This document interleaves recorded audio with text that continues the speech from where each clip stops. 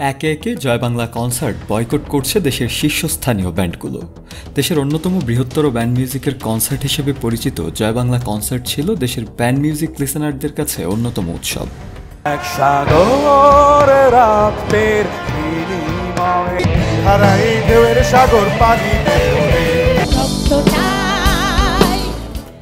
তবে বর্তমান সময়ে ছাত্র আন্দোলনকে কেন্দ্র করে সরব প্রায় দেশের সব ব্যান্ড। ছাত্রদের সমর্থন দেওয়ার পাশাপাশি তারা প্রতিবাদ হিসেবে বয়কট করছে জয় বাংলা কনসার্ট।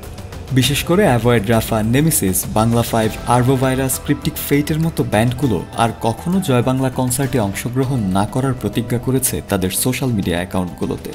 দেশের অন্যতম তরুণ রক আইকন রাইফ আল হাসান রাফা তার ব্যান্ডের পেজ থেকে লিখেন, জয় বাংলা কনসার্ট আমাদের আনন্দের জায়গা, আমাদের মহান স্বাধীনতা এবং বিজয় উদযাপনের জায়গা, কিন্তু আহত হৃদয়, পরাজিত মন কিংবা ভেজা চোখ নিয়ে উদযাপন হয় না, করাও যায় না, আমরাও পারছি না। বাংলাদেশ এবং বাংলাদেশের মানুষের স্বাধীনতার প্রতি সম্মান রেখে আমরা অ্যাভয়েড রাফা জয় বাংলা কনসার্ট থেকে আমাদের নাম প্রত্যাহার করছি।